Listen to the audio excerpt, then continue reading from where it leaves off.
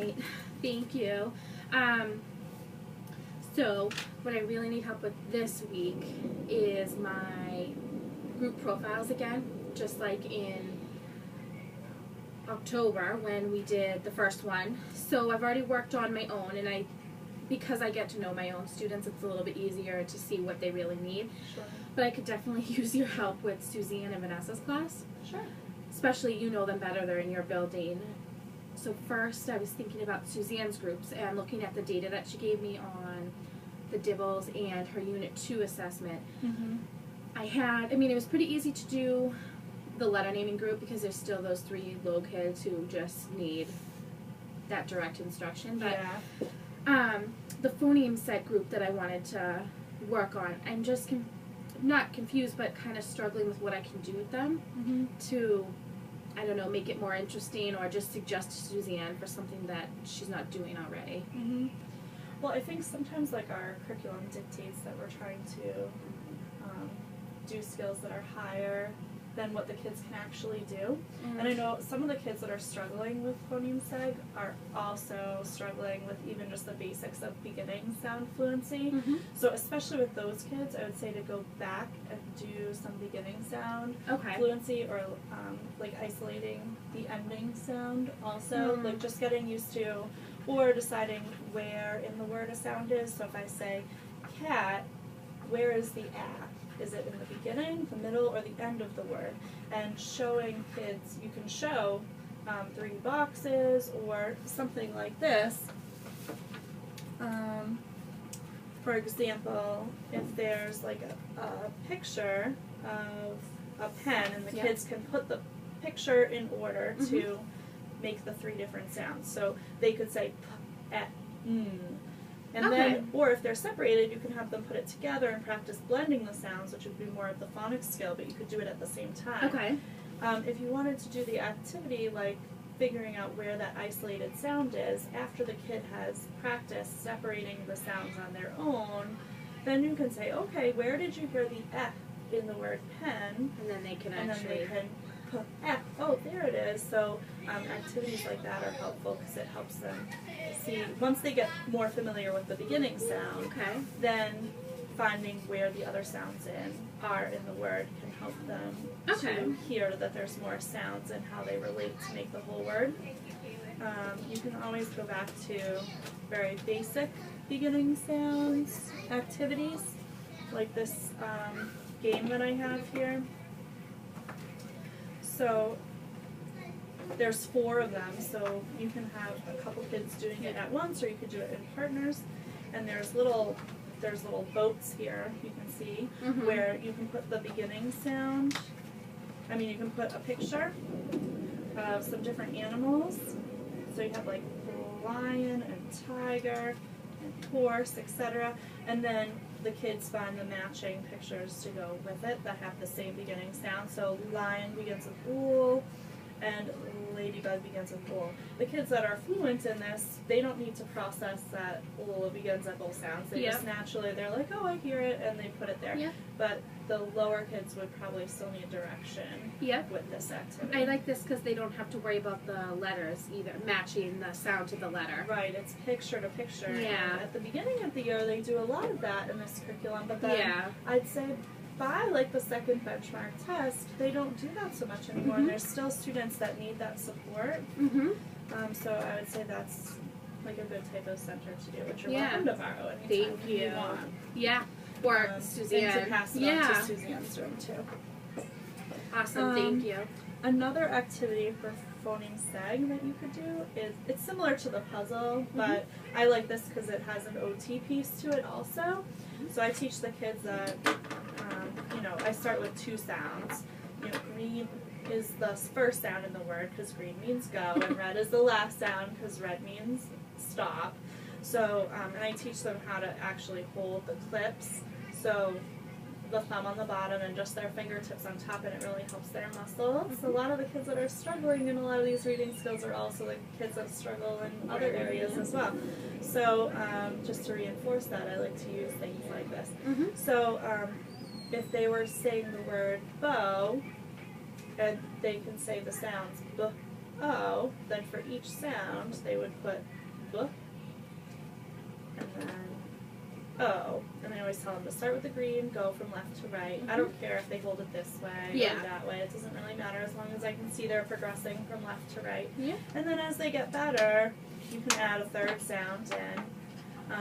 So for a simple word like cat, k, at. Yep. And they can get used to that. It's something different. It is different. I feel like our Reading Street just has all writing worksheets, and they have to just segment like that. So using these activities where they can actually manipulate the sounds is going to be way more beneficial to Suzanne students. So. And I just thought of another one.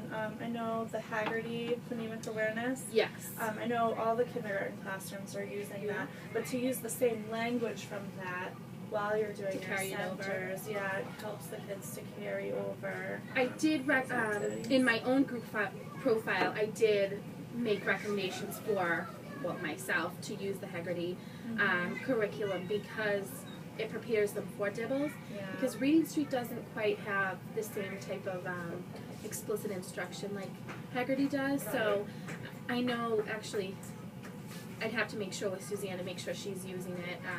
Yeah, I know she is using it in there. Okay. So I've seen her do it, and I've had to cover her rooms a couple times, and she always has that in her plans.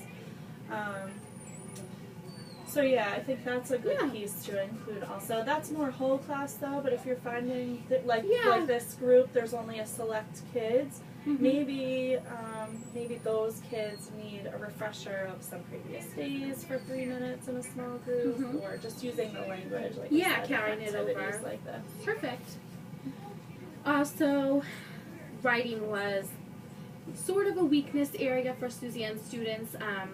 About, I think it was 11 students in her class had developing on the Unit 2 benchmark. Okay. So, I mean, they had to use an adjective. They were supposed to start with a capital, end with a period, and have spaces between their words at this point of the year. Yeah. So, just trying to come up with activities for 5- and 6-year-olds for practicing writing without putting the pressure on them. I was just trying to think about more free writing activities for them. Do you think Suzanne allows them enough time to free write, or is it all writer's workshop?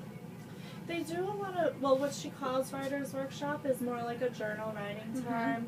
I think she calls it that to get them in the feel of what writer's workshop will be later on in their, first grade, second grade, third grade. So it's like a time where you sit down, you focus on your writing, and you just write. I think the piece that I see her sometimes doing, but not always, is a little mini lesson at the beginning. Okay. So including like direct teaching of mini lessons. So for example, like 1 week,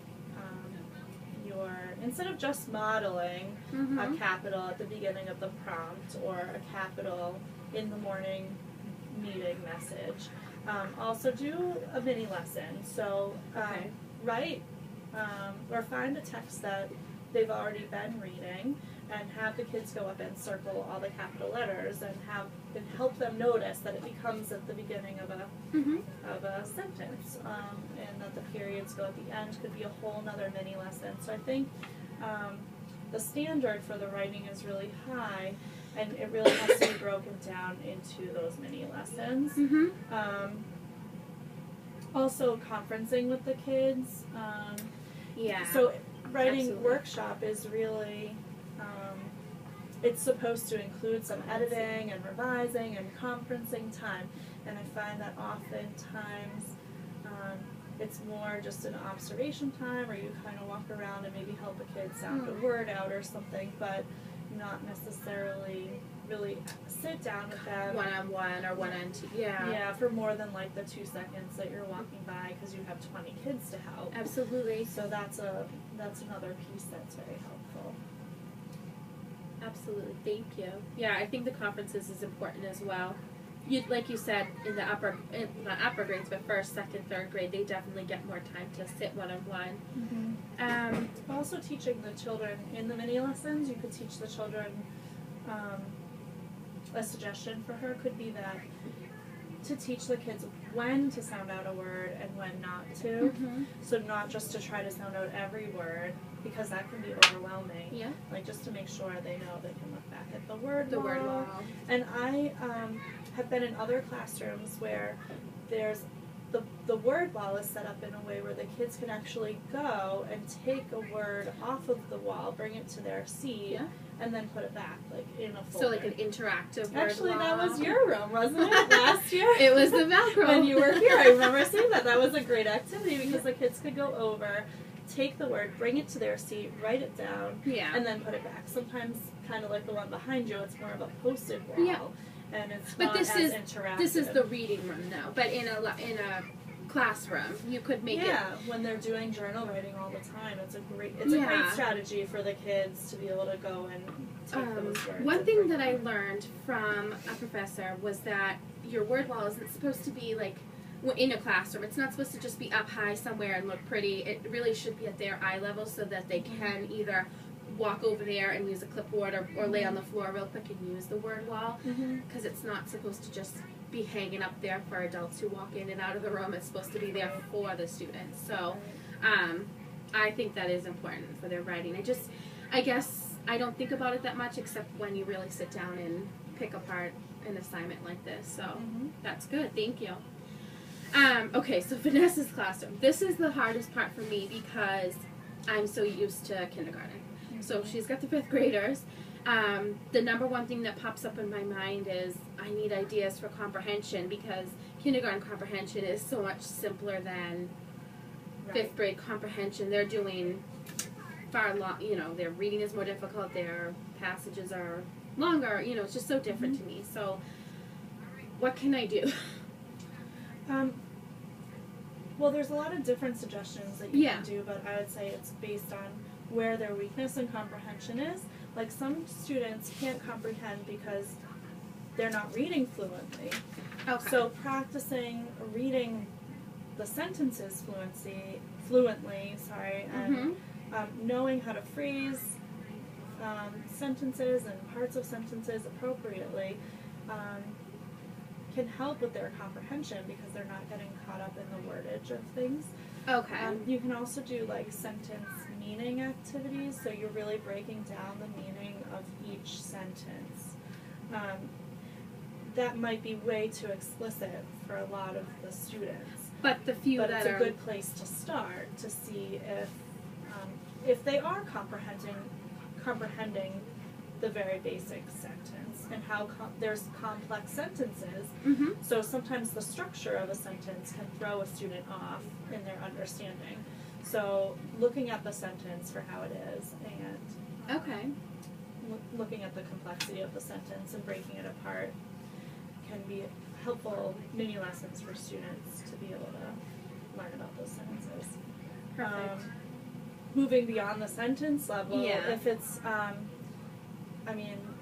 if it's literal comprehension, then a lot of those sentence activities will help because you're just going right there for the answers in the text. But the question-answer relationships help. That strategy helps if you're going beyond the literal comprehension, because there's 4 different types. There's the right there questions. So you teach a kid what type of question it is. They're reading the question.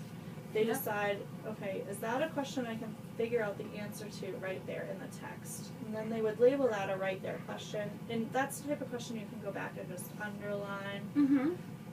Like, you can underline the answer or highlight the answer right in the text. But there's other types that are more complex than that. So you have a think and search type of question. So that might be a question,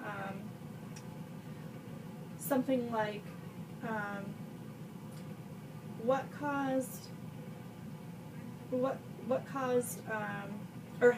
how did Tommy's feelings change from the beginning of the story to the end of the story? So they have to go back and see how Tommy felt at the beginning of the story and the end of the story and see how they're different. So you're comparing different parts of the story.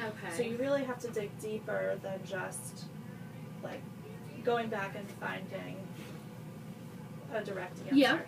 Then there's an author and me type of question. So this it's basically